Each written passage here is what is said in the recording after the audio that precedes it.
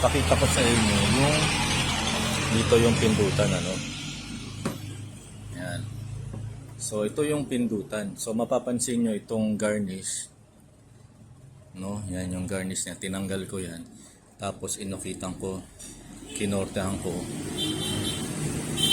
no? Para lapat siya dyan. So hindi pa nga maganda yung pagkaka-open ko eh. So yan yung napindot, pinipindot. So yan yun, ano. So binili ko sa Lazada. So ito na yun. Yan yung switch na yan. So kung kayo naman ay Variant J o Avanza J, yung sasakyan, definitely ay gumamit kayo ng central lock o yung mga ganitong actuator, no? So lahat yan ng pintuan nyo ay ganito.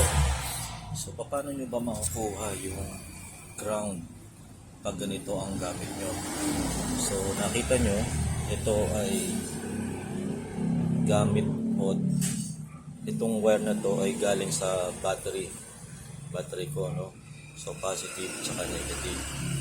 Tapos ito ay nahingi ko lang sa isang kaibigan ko, kaya shoutout sa iyo. Maraming salamat sa suporta.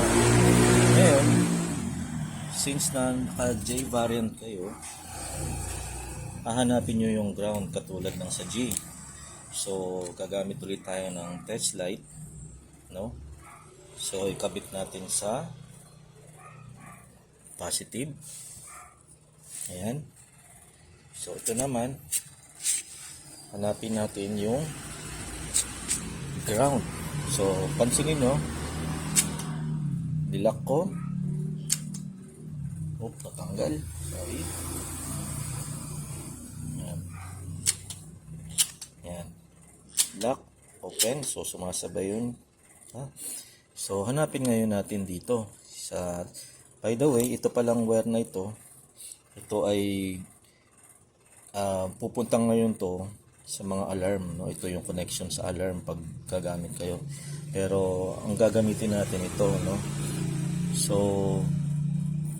itong black, pansinin natin, itong black ground na yan, ito positive. So dito na lang tayo sa 4 ang gagaling. So titingnan natin yung test light, no? Pag dito, yan, ground. Pag pinag, so ground pa din. So hindi yan. Dito tayo, open natin, hindi rin yan. So ito, so wala. Tingnan natin. So baliktad, no? So nakalock yan, baliktad, no? So tingnan nyo na lang mga kapatid dinisan, kasi yung inyong actuator baka baliktad din yung kabit, ano? So baaring ito na yung ginahanap nyo. So dito tayo, so wala. Tingnan natin, open natin, nagkaroon. So yun yung may ground. So lock, so nawala. So yun yung kailangan natin, yung brown na wire. Pero sabi ko nga, depende sa inyong connection. Minsan kasi baliktad yung kabit, ganyan. Pag ginanon, yan yung pinakalock nyo. Pag ginanon, yan yung open nyo. So pag ganon ang sitwasyon, yung puti ang kailangan nyo, no? Tingnan natin. So wala. So parang yan yung lock, open nyo. Pag open yung, pag ganyan, parang yan yung lock nyo pala, no? O yan yung, parang yan yung lock nyo, nakaganyan eh. So yan yung, minsan titingnan nyo kung ano yung connection na hanap nyo. Ito brown o yung white. Ngayon, so mga paps, bakit nga ba itong relay na maliit na ang ginamit ko? Bakit nga ba ito? Imbis na itong relay na malaki.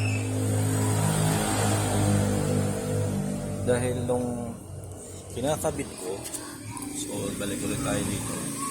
Nung kinakabit ko po itong relay na to, sabihin natin nilalagyan ko ng source itong relay na to.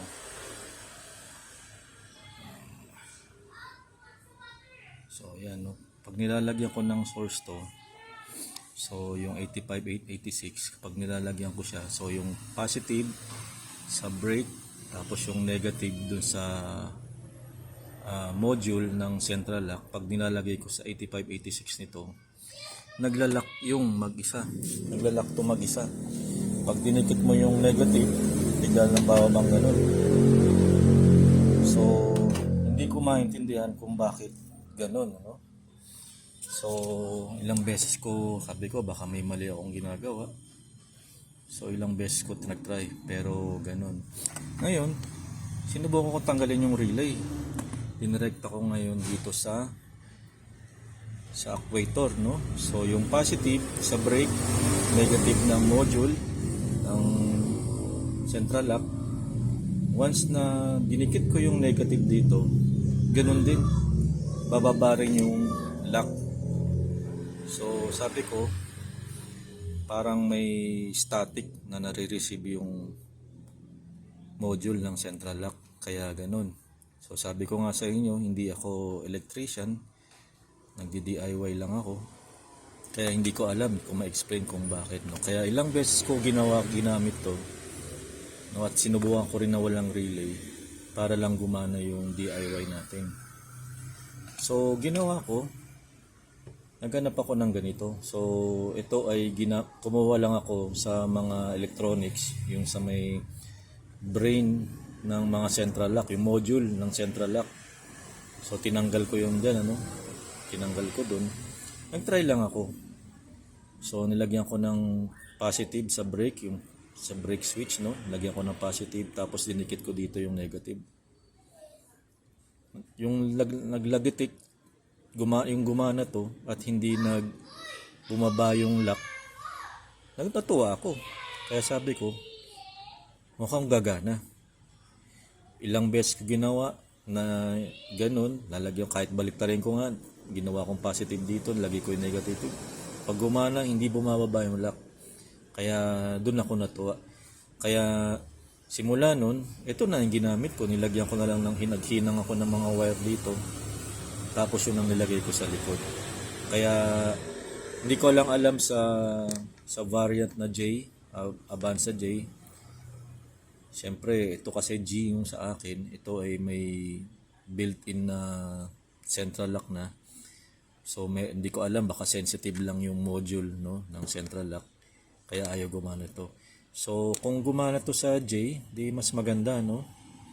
Sa J variant, kasi nga gumagamit ng ganito ng module ang mga J variant. Talagyan nyo ng central lock yung mga J. So, baka gumana ito kung sakali. Pero kung hindi man, try nyo ito, no, mga paps, try nyo to. So tinuro ko naman sa inyo kung paano yung wiring ito. So parehas na parehas din naman ang wiring nito dito, parehas lang. So try nyo lang, no, mga paps, no. So mga paps, kung ang pang testing ng relay natin, syempre kailangan natin ng battery na 12 volts. So ito yung nakakabit sa battery ko, negative, positive. So ito yun. So kung lalagyan nyo ng source itong relay, mapapansin nyo, yan, pabalik rin natin, yan. Tapos kapalidinig nyo, no, naglalagitik, yan, gumagana yung relay pag nilagyan nyo ng source. Pwede rin namang baliktarin yan, mga paps. Yan. Pwedeng baliktarin yan. Yan. So, pag nilagay nyo ng source yan, no, titingnan natin kung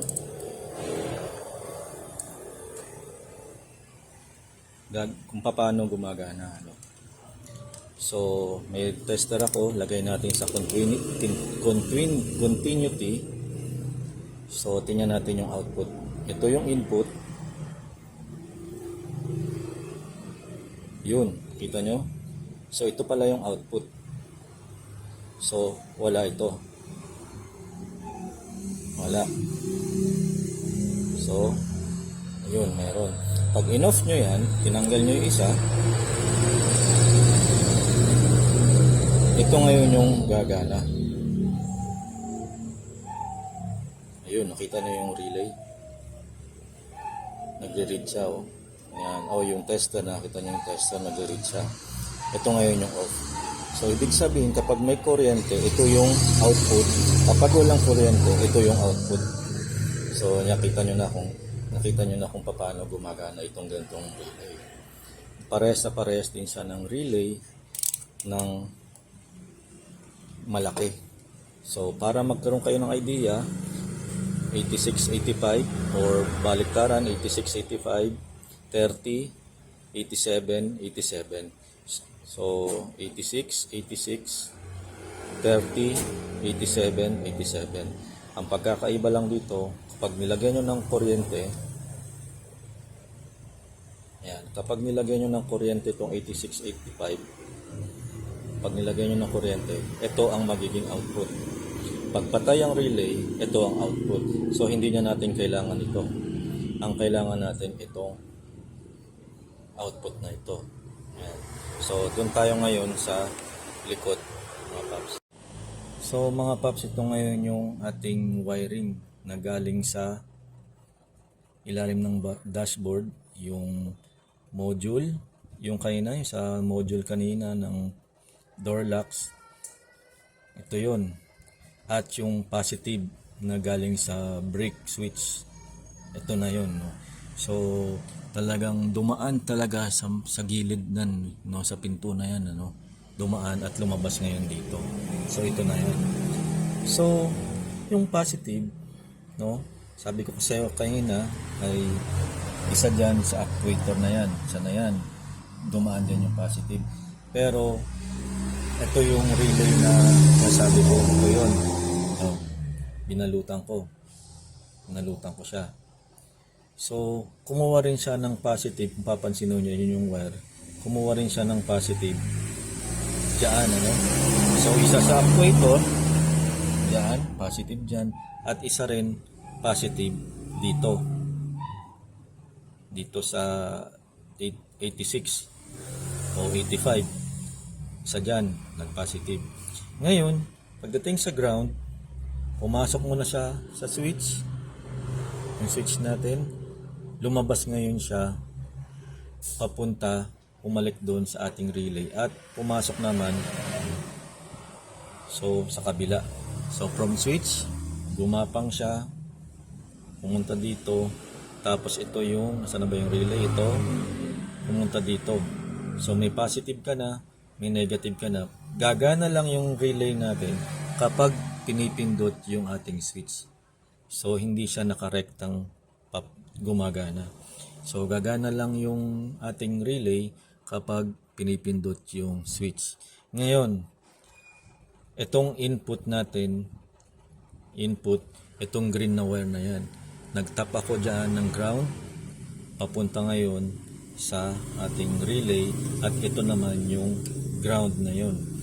So, yung output, ito yung output. Yan, kapag nag-on, di ba? Pag nag-on yung relay, ito yung output.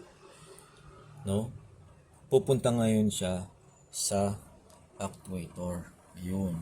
Ito na siya. Kaya, once na napipindot nyo yan, gagana yung relay at pupunta ngayon siya, yung output niyan, sa actuator. So, dun gumagana yung ating door switch. No? Ngayon, pansinin nyo lang mga paps, nadagdag ko lang pala, kung papansinin nyo, ayun, mayroon siyang return spring. Ayan, may spring siya. So, kuha kayo ng malambot na spring, no, na return spring. So, ewan ko lang kung bago yung binili nyong actuator, sana ba yun? Ayun, kung bago yan, hindi ko lang alam kung automatic din nababalik siya mag-isa. Kasi yung ating door latch o yung lock na yun, once na nag-activate yung actuator, hata ko niya, hindi siya bumabalik, no? Hindi siya bumabalik. So kaya ang ginawa ko, bumili ako ng return spring, no, para siya yung magtutulak pabalik. Kaya ito yan, no? Ayan, naka-hook lang dyan, tapos naka-hook din dito. So yun yung return spring. Ayan. Bili kayo ng malambot na malambot. Malambot lang naman yan mga paps. So hindi ganun katigas. Kaya kahit hindi kayo bumili ng matigas na spring. So yun lang mga paps, no? Sana nakatulong ako sa DIY na push button na door switch sa ating back door sa Gen 1 ng Avanza. Maraming salamat po sa inyong panonood.